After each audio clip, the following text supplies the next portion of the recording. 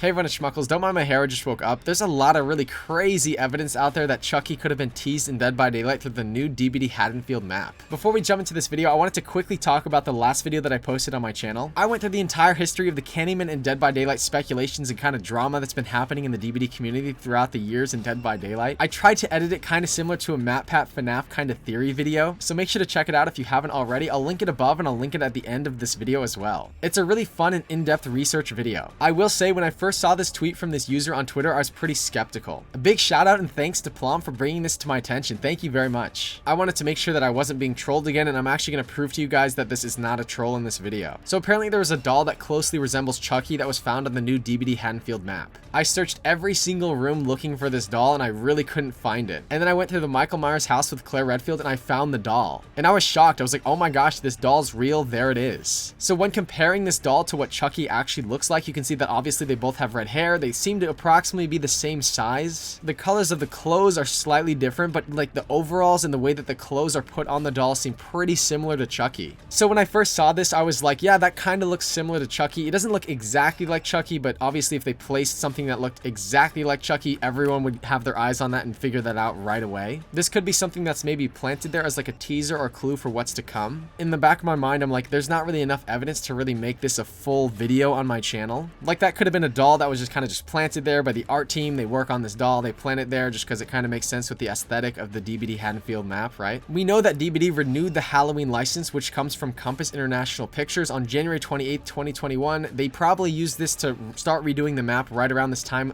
last year. So it looks like it took over a year to fully redo this map and bring it to the live servers in DBD. They also redid the models for the Laurie Strode that's in the game. The bottom line is Behavior renewed this license from Compass International Pictures, which is the original Halloween license from the original Halloween movie from 1978. So this new Haddonfield map that's in DBD now is completely based off of the original film version of Haddonfield. So I thought to myself, hey, why don't we just go through the entire film and see if we ever see a doll like that in the film. It turns out when the young Michael Myers murders, I think, his sister in the beginning of the 1978 film, he goes through the entire house. So we see the entire layout of the Michael Myers house. So I was like, this is perfect. We can go through the house and actually see if the doll is there, or if we can see a doll and maybe see if this doll belongs to the Halloween franchise. The doll doesn't appear to be a part of the Halloween franchise. So in my head, in order to kind of validate this theory, I needed more evidence. I actually did a side-by-side comparison of the original Halloween movie from 1978 with the Dead by Daylight map, and there's actually a crazy amount of things that are similar. So we're going to compare the opening to the 1978 Halloween to how the DBD map actually turned out compared to the movie. We are going to find some crazy information just doing this here. So there's a lot of crazy similarities. Just when I did this, I was like, holy crap, they made this exactly like the original house from the movie. I'm kind of just following along with the camera. The top camera is the movie, and that's actually following Michael Myers, and this is me as a trapper in Dead by Daylight. That window is actually closed in DBD, but if we look at that room right there, that looks pretty darn similar if we go inside the house. And actually the thing that guy is playing with is the mask that Michael actually picks up later. I couldn't find that object on the map. Maybe someone in the comments could find it. So Michael Myers goes around the corner here and actually enters the house through the back, I believe. The first room that he enters in the house is actually the kitchen. This kitchen looks pretty similar when comparing it to the Dead by Daylight Haddonfield kitchen. Even down to that drawer being open. I think that's the drawer where he grabs the knife here. So Michael grabs the knife out of the drawer here, and this is the exact same drawer right here. Okay, looking around, and then I go over to the next room eventually, and you can see that the two candles on there look pretty similar. Like, this house layout is almost exactly the same room for room as it is in the Halloween movie.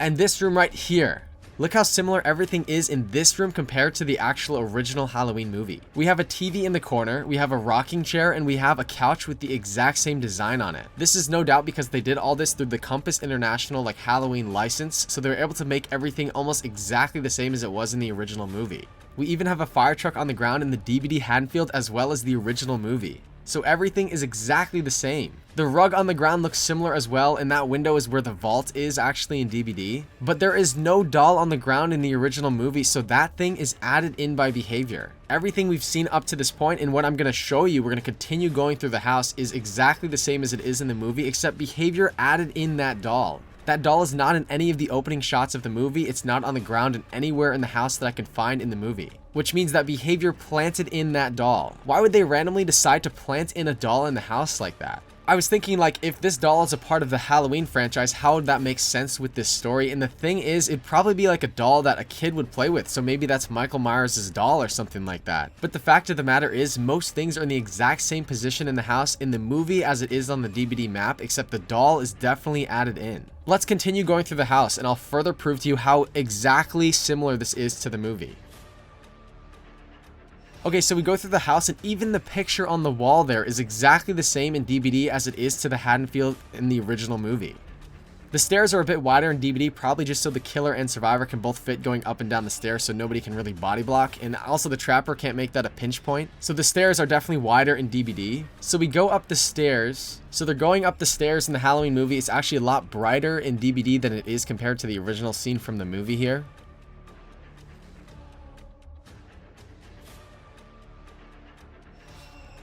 The mask was found on the ground here. I looked around the house. I didn't find the mask anywhere on the ground in the DBD Haddonfield. And this is actually Michael Myers' room here. The bed is in pretty much the same spot. I didn't actually go in to compare if the dartboard was there. And then I tried to find the room where he murders his sister. And this is the exact room. It's actually kind of mirrored to what it is in the movie. But look at the lamps right there. Those lamps are the exact same design in the movie as it is in the DBD Haddonfield, and even down to the design of the mirror and the desk that's there.